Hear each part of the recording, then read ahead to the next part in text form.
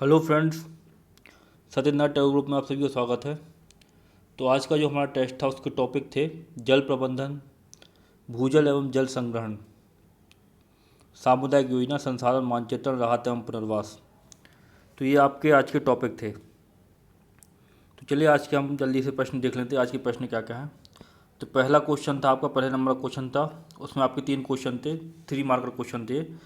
तो उसमें आपका ए नंबर का जो क्वेश्चन था वो था जल प्रदूषण अधिनियम 1974 को लिखना था। फिर बी नंबर का क्वेश्चन था जल प्रबंधन को 3 मार्क में लिखना था कि जल प्रबंधन होता क्या है। सी नंबर का जो आपका क्वेश्चन था वो था बलराम ताल योजना। तो मध्य प्रदेश सरकार की योजना है बलराम ताल योजना, उसको आपको लिखना था। दूसरे नंबर का जो आपका क्वेश्चन है उसका आंसर आपको 50 शब्दों में लिखना था। 50 शब्द, आयोग के अनुसार 5 से 6 लाइन, हम लोग यूज कर रहे हैं 7-8 लाइन। तो इसमें ए नंबर का आपका क्वेश्चन था भूजल के कम होने के कारणों को स्पष्ट करना था। तो भूजल के कम होने के कारण को स्पष्ट कीजिए। और बी नंबर का आपका क्वेश्चन था जल संग्रहण का महत्व स्पष्ट करना था। तीसरे नंबर का जो आपका क्वेश्चन था वो था 200 शब्दों का क्वेश्चन था। 200 शब्दों का क्वेश्चन, 11 मार्क का क्वेश्चन था। 200 शब्द यानी 2 पेज में आपको लिखना था। जल की मांग एवं उपयोग को समझाना था। जल की मांग और उपयोग को आपको समझाना था। तो चलिए आज के आंसर देख लेते हैं जल्दी से। और आंसर राइटिंग को आपको, इस टेस्ट को आपको 20 मिनट के अंदर अंदर पूरा करना था। और मैं रोज़ बोलता हूँ जो लोग भी 20 मिनट के अंदर क्वेश्चन पेपर को सॉल्व करते हैं वो डेफिनेटली इंप्रूव करेंगे, और मेंस में वही लोग सही समय पर अपने क्वेश्चन पेपर को सॉल्व कर पाएंगे, पूरा कर पाएंगे। चलिए आज के मॉडल आंसर देख लेते हैं। तो पहला क्वेश्चन था जल प्रदूषण नियंत्रण अधिनियम। तो सबसे पहले मैंने बता दिया कि 1974 में लागू हुआ। फिर मैंने इसका उद्देश्य बता दिया कि इसका उद्देश्य क्या है, जल की स्वास्थ्यप्रदता को बनाए रखना। आपको यदि उद्देश्य याद नहीं आ रहा, आप जल की, मैंने लिखा है जल की स्वास्थ्यप्रदता को बनाए रखना, आप चाहो तो वहाँ लिख सकते जल प्रदूषण को कम करना। समझ रहे। तो ये सब कहते इसके वो हैं, जल प्रदूषण को कम करना इसके पॉइंट हैं, ये उसके उद्देश्य हैं ये। फिर एक और फैक्ट में लिखता हूँ कि इस अधिनियम के तहत केंद्र व राज्य में जल प्रबंधन नियंत्रण बोर्ड का प्रावधान है। जल प्रबंधन नियंत्रण बोर्ड के गठन का प्रावधान है। तो जो ये अधिनियम है जल प्रदूषण नियंत्रण अधिनियम 1974 में लागू हुआ है, इसके तहत केंद्र एवं राज्य में जल प्रबंधन नियंत्रण बोर्ड की स्थापना की गई है। तो इस प्रकार से आपको करना था। आप चाहो तो और भी फैक्ट इसमें जोड़ सकते हो, मैंने कम फैक्ट जोड़े हैं। आप चाहो तो और उस लाइन को बढ़ा सकते थे कुछ और लिख के उसमें, ठीक है। और जल प्रदूषण नियंत्रण अधिनियम जो है, तो इसमें आप और भी फैक्ट जोड़ सकते हैं। चलिए अगला क्वेश्चन देख लेते हैं, बी नंबर का क्वेश्चन। तो जल प्रबंधन को बताना था कि जल प्रबंधन है क्या। तो हम देख लेते हैं जल प्रबंधन क्या है। जल के अनुकूलतम और विभिन्न जल स्रोतों की दक्षतापूर्ण एवं विवेकपूर्ण प्रयोग की क्रियाविधि को जल प्रबंधन कहते हैं। उद्देश्य जल प्रदूषण नियंत्रण, बेहतर जल अपवाह। तो जल का जो अनुकूलतम, ठीक है ना, अनुकूलतम और विभिन्न जल स्रोतों की दक्षतापूर्ण एवं विवेकपूर्ण प्रयोग की क्रियाविधि, ये क्या है, जल प्रबंधन है। जल के जो स्रोत उनका संरक्षण, उनका प्रबंधन, तो ये क्या कहलाता है, जल प्रबंधन कहलाता है। और इसका उद्देश्य क्या है, जल प्रदूषण का नियंत्रण, बेहतर जल अपवाह, पेयजल आपूर्ति भी आप इसमें जोड़ सकते, तो पेयजल आपूर्ति भी इससे बढ़ेगी। तो ये सब क्या कहते हैं इसके वो हैं। तो आप कहते इस प्रकार से लिखना था इसको। फिर हम देख लेते हैं बलराम ताल योजना को। उत्तर सी है जो हमारा है, बलराम ताल योजना। तो सबसे पहले मैंने इसकी शुरुआत बता दी कि इसकी शुरुआत कब हुई, 22 मई 2007 को इसकी शुरुआत हुई है। विभाग बता दिया कौन से विभाग के अंतर्गत यह योजना चालू है, तो किसान कल्याण तथा कृषि विभाग के अंतर्गत ये योजना है। और प्रावधान बता दिए कि किसानों को तालाब निर्माण हेतु अनुदान मिलता है इसमें, ठीक है। तो अब जैसे मैंने विभाग लिखा था, तो विभाग को अब जो मैंने शुरुआत लिखी है 22 मई 2007, तो आप चाहो तो यहीं से ले सकते थे। यहाँ पर आप विभाग डाल दो, किसान कल्याण तथा कृषि विभाग, फिर उसके नीचे प्रावधान वाली हेडिंग हो गई। और आप इसमें एक और पॉइंट जोड़ सकते थे, लाभ, ठीक है ना, पेयजल समस्या का निदान, इस प्रकार से आप उसमें लिख सकते थे। तो आप एक और हेडिंग बना सकते थे। तो मैंने आपको बता दिया, मैंने इसमें लिखा नहीं है, तो इस प्रकार से करना था। दूसरे नंबर का आपका जो क्वेश्चन था उसमें ए नंबर का आपको क्वेश्चन था भूजल के कम होने के कारण लिखने थे कि भूजल कम क्यों हो रहा है, भूमि के अंदर का जल जो है वो कम क्यों हो रहा है। तो बहुत सरल ये आपसे क्वेश्चन था, ठीक है। ये चैप्टर बहुत सरल है, ये वाला जो 2 हेडिंग ये दी हुई हैं, इसमें आपको कुछ जो विशेष चीज़ें हैं, जैसे इस बार जल शक्ति मंत्रालय का निर्माण हुआ है, जल शक्ति मंत्रालय, पहले जल शक्ति मंत्री गजेंद्र सिंह शेखावत हैं, इनको पढ़ लेना है आपको, ठीक है ना। आपको जल नीति को पढ़ लेना, जो नई जल नीति है उसको पढ़ लेना, तो इन सब चीज़ों को भी आपको पढ़ लेना इसमें, इस टॉपिक के अंतर्गत। तो देख लो भूजल के कम होने के कारण क्या है। कम वर्षा व शुष्क जलवायु, कम वर्षा है, शुष्क जलवायु है। नलकूपों, कुओं तथा हैंडपंप द्वारा जल का अंधाधुंध प्रयोग, नलकूपों, कुओं तथा हैंडपंप द्वारा जल का अंधाधुंध प्रयोग होता है, वेस्टेज होती है। भूजल का बेहतर संरक्षण व प्रबंधन ना हो पाना, वर्षा जल का संग्रहण ना करना। वर्षा जल का जो संग्रहण होता है, वर्षा जल संग्रहण की बहुत सारी विधि होती है, खुद ही रेन वाटर हार्वेस्टिंग को पढ़ लेना, ये भी आ सकता है। फिर 5वां था शहरीकरण, औद्योगिकरण, जलवायु प्रदूषण, ये भी है भाई। वनों की कटाई हो रही तो क्या हो रहा, वर्षा नहीं हो रही। 7वां है जलवायु परिवर्तन, जलवायु परिवर्तन से क्या हो रहा, वर्षा के जो प्रारूप है उसमें परिवर्तन आ रहा है। जब कहीं आप देखते हो कई ऐसे क्षेत्र हैं जहाँ पर आपको पता चलता होगा कि पहले 10 से 20 साल पहले बहुत ज़्यादा वर्षा होती थी, लेकिन अब वहाँ पर वर्षा क्या हो गई है, कम हो गई है। तो वो किस कारण से, जलवायु परिवर्तन के कारण है। अब और जलवायु परिवर्तन के क्या कारण है, वनों की कटाई। तो ये सब इंटर रिलेटेड चीज़ हैं, इन सबको आप लिख सकते थे। फिर बी नंबर का क्वेश्चन देख लेते हैं हम लोग। बी नंबर का क्वेश्चन, भूजल संग्रहण के महत्व को बताना था कि भूजल का जो संग्रहण करेंगे हम उसका क्या महत्व है। जल संग्रहण का महत्व स्पष्ट करना था, भूजल नहीं सॉरी, जल संग्रहण का महत्व स्पष्ट कीजिए। तो देख लेते हैं। जल संग्रहण से जल की मात्रा में वृद्धि होती है। जल संग्रहण से क्या होता है, जल की मात्रा में वृद्धि होती है एवं भू क्षरण तथा मृदा अपरदन की दर में कमी आती है। भारत एक कृषि प्रधान राज्य है तथा उन्नत कृषि के लिए जैसे रबी की फसलों में सर्वाधिक जल प्रबंधन की आवश्यकता होती है। ये जल संग्रहण के महत्व बता रहे हैं कि इससे क्या होता है। उचित जल प्रबंधन से पेयजल स्रोत जैसे नलकूप, ट्यूबवेल, हैंडपंप आदि का पुनर्भरण किया जा सकता है। अब जल प्रबंधन आप यदि करते हो, ठीक है, आप सोख्ता गड्ढा, जैसे आपने नाम सुना होगा सोख्ता गड्ढा बनाए जाते हैं हैंडपंप के पास में, नलकूपों के पास में। उनसे क्या होता है, जो हम पानी उपयोग करते हैं फिर बाद में जो पानी हम निस्तारित करते हैं वहाँ से निकलता है, ज़मीन में जाता है, वो सोख्ता गड्ढा के माध्यम से फिर से ज़मीन के अंदर चला जाता है। तो इसी प्रकार का प्रबंधन होता है, यही कराता है जल प्रबंधन। तो इससे क्या होगा, नलकूप, ट्यूबवेल, हैंडपंप आदि में क्या होगा, फिर से जल आ जाएगा।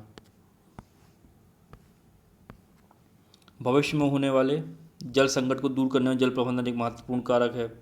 उचित जल प्रबंधन से बाढ़ नियंत्रण के साथ साथ कई जल जनित आपदाओं को भी दूर किया जा सकता है। कई जल जनित जो आपदाएं होती है, बाढ़ होती है, समझ आप, तो इस प्रकार की आप क्या कहते हैं उसको दूर कर सकते हैं।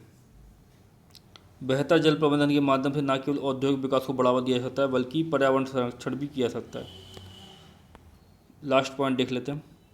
शुष्क एवं अर्धशुष्क क्षेत्रों में जल की कमी को पूरा करने के लिए नहरों एवं कृत्रिम वर्षा के द्वारा भी पर्याप्त मात्रा में जल आपूर्ति की जा सकती है।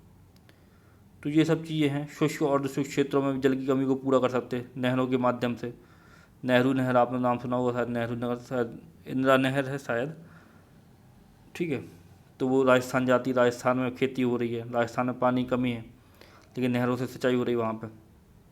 मध्य प्रदेश में भिंड, मुरैना, ग्वालियर वाला क्षेत्र जो है वहाँ पर नहरें हैं, ठीक है, बालाघाट साइड नहरें हैं। तो इस प्रकार से ये नहरों का है। फिर आपको जो तीसरे नंबर का क्वेश्चन था, जल की मांग एवं आपूर्ति को बताना था। आप कई प्रकार से इस क्वेश्चन को आप लिख सकते हो, बहुत ही सरल क्वेश्चन था। जल की मांग बताना था कि जल की मांग कहाँ कहाँ है, फिर उसके उपयोग बता देते हैं जल का उपयोग क्या क्या में होता है। तो देख लेते हैं इसको, आप कई प्रकार से लिख सकते थे, तो मैंने किस प्रकार से लिखा मैं आपको बताता हूँ। तो सबसे पहले मैंने इसका इंट्रो दिया। जल संसाधन एक प्रमुख प्राकृतिक संसाधन है जो सभी संसाधनों का आधार है तथा जल की उपस्थिति के कारण अन्य प्राकृतिक संसाधनों का दोहन व संरक्षण संभव है। यह एक नवीकरणीय संसाधन, नवीकरणीय मतलब नवीनीकरणीय संसाधन है जिसको एक बार उपयोग के बाद पुनः शोधन कर उसे उपयोग में लाया जा सकता है। जल ही ऐसा संसाधन है जिसकी हम नियमित आपूर्ति आवश्यक है, जिसे हम नदियों, झीलों, तालाबों, भूमिगत पारंपरिक संग्रह क्षेत्रों से प्राप्त करते हैं। तो ये मैं बता दी, जल के बारे में बता दी कि जल है क्या। फिर उसकी मांग, तो जल का सर्वाधिक उपयोग सिंचाई में किया जाता है, 70% किया जा रहा है, जबकि द्वितीय स्थान उद्योगों का है। तो उद्योगों में 23% जल का उपयोग किया जाता है। घरेलू तथा अन्य उपयोगों में केवल 7% जल ही उपयोग किया जाता है। लोगों द्वारा पृथ्वी पर विद्यमान कुल शुद्ध जल का 10% से कम उपयोग किया जा रहा है। लेकिन यह संसाधन समान रूप में वितरित नहीं है। इस कारण सर्वत्र समान रूप से जल आपूर्ति भी नहीं हो पाती है। परिणामस्वरूप वर्तमान में कुछ देशों में भयंकर जल संकट उत्पन्न हो गया है। अनेक स्थानों पर जल के उपलब्ध होने पर भी जल संकट की स्थिति बन रही है, क्योंकि वहाँ निरंतर विद्यमान जल स्रोतों में गुणवत्ता का ह्रास हो रहा है। धीरे धीरे जल कम होता जा रहा। जल का असमान वितरण है और जल का कहाँ कितना उपयोग किया जाता है ये बताया गया है कि भाई 70% से ज़्यादा नहरों के द्वारा सिंचाई के लिए उपयोग किया था, 7% घरेलू उपयोग में होता है। तो ये सब है। फिर हम जल संसाधन का निम्नलिखित क्षेत्रों में उपयोग किया जा सकता है। बहुत ही सिंपल क्वेश्चन है, 5वीं क्लास 6वीं क्लास वाले क्वेश्चन है ये आपके। तो देख लो, सिंचाई में उपयोग। तो जल का सर्वाधिक उपयोग सिंचाई कार्यों में किया जाता है। सिंचाई कार्यों में सतही एवं भूजल का उपयोग किया जाता है। सतही जल का उपयोग नहरों एवं तालाबों के द्वारा किया जाता है, जबकि भूजल का उपयोग उत्सुक कुओं एवं नलकूपों द्वारा किया जाता है। जो सतही जल होता है उसको नहरों के माध्यम से खेतों में पहुँचाए जाते हैं, और जो भूमिगत जल होता है उस ट्यूबवेल लगा के वहाँ पे क्या करते हैं, हम कुओं से ट्यूबवेल से उसको निकालते हैं। फिर विश्व का 1/4 भूभाग ऐसी शोषित दशाओं वाला है जो पूर्णतः सिंचाई पर निर्भर है। रूसी, तुर्किस्तान, पश्चिम एशियाई क्षेत्र, मिस्र घाटी, यूरोपीय नदी बेसिन, लामप्लाटा बेसिन दक्षिण अमेरिका में है ये, नाइजीरिया, ऑस्ट्रेलिया का मर्रे डार्लिंग बेसिन आदि नहरी क्षेत्र सिंचाई के अंतर्गत आते हैं। इसी प्रकार एशिया में वर्षा पोषित क्षेत्रों में के अतिरिक्त शेष क्षेत्र क्या है, सिंचाई पर निर्भर है। अपने महाद्वीप में भी यही दिक्कत है, जहाँ पर वर्षा हो रही वहाँ तो ठीक है, लेकिन बाकी क्षेत्रों में क्या होता है, नहरों से सिंचाई होती। जो खाद्यान्न उत्पादन के महत्वपूर्ण क्षेत्र हैं, यहाँ चावल, गेहूँ, गन्ना, कपास आदि का बृहत स्तर पर उत्पादन किया जाता है। फिर दूसरा उपयोग देख लेते हैं, उद्योगों में उपयोग। तो देख लो, कुल शुद्ध जल संसाधन का 23% भाग उद्योगों में उपयोग किया जाता है। यही कारण है कि अधिकांश उद्योग जल स्रोतों के निकट लगाया जाता है। आपने देखा होगा कोई भी बड़ा उद्योग होता है वो नदी के किनारे लगा हुआ या किसी झील के किनारे लगा हुआ। जल की आवश्यकता होती है, क्योंकि उसमें अनेक औद्योगिक इकाइयों में स्वयं के जल शोधक संयंत्र भी होते हैं, जिनमें जल आपूर्ति नियमित बनी रहती है। खुद के जल शोधक संयंत्र भी होते हैं जो जल का उपयोग करते हैं, फिर उसको वो लोग क्या करते हैं, उसका उपचार करते हैं, उसको मानव के उपयोग हेतु बनाते हैं, फिर उसको फिर से क्या कहते हैं, निस्तारित कर देते हैं झीलों में। हमारे यहाँ पर इंडिया में क्या होता है, जनरली जो खराब जल उसको डायरेक्ट उसमें मिला देते हैं। तो ये सब चीज़ें हैं। उद्योगों में जल का उपयोग भाप बनाने, भाप के संघनन में, रसायनों के विलयन में, वस्त्रों के कैनाल की धुलाई में, रंगाई में, छपाई में, तापमान नियंत्रण के लिए, आर्द्रकों एवं प्रशीतकों के लिए, लोहा इस्पात उद्योग में लोहा ठंडा करने के लिए, कोयला धुलाई में, चमड़ा शोधन में, रंगाई में, कागज़ की लुगदी बनाने में, इन सब चीज़ों में क्या होता है, इसका उपयोग होता है। तो आपको जब उपयोग लिखो तो इस प्रकार की चीज़ों को भी लिख देना थोड़ा, कि उद्योगों में कहाँ होता है। तो इस प्रकार के फैक्ट लोगों को थोड़ा अच्छे नंबर मिलेंगे आपको, ठीक है। इसके बाद में देख लेते हैं घरेलू कार्यों में उपयोग भी होता है। प्रकृति में जल समान रूप से वितरित नहीं है, लेकिन इसकी उपलब्ध मात्रा के अनुसार ही जल उपयोग की विधियाँ विकसित कर मानव ने प्रकृति के साथ समायोजन किया है। सूक्ष्म क्षेत्रों में जल का कम मात्रा तथा बहुउद्देशीय उपयोग किया जाता है।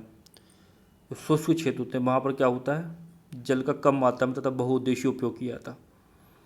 घरेलू कार्यों में पीने, खाने बनाने, स्नान करने, कपड़े धोने आदि में जल की आवश्यकता होती है। तो ये घरेलू कार्यों में उपयोग है। अब जो शुष्क क्षेत्र होते हैं वहाँ पे क्या करते हैं, जो टॉयलेट में जल हम यूज करते हैं, ठीक है ना, अपने यहाँ पे हम बाथरूम में जल उपयोग करते हैं, जो शुष्क क्षेत्र होते हैं जहाँ जल की कमी होती है, जैसे रेगिस्तान वाले क्षेत्र हो गए, तो वहाँ पे उस जल को क्या करते हैं, फिर से वो लोग उपचारित करते हैं, फिर से उसको उपयोग योग्य बनाते हैं और फिर से उसका उपयोग करते हैं। तो इस प्रकार से होता है।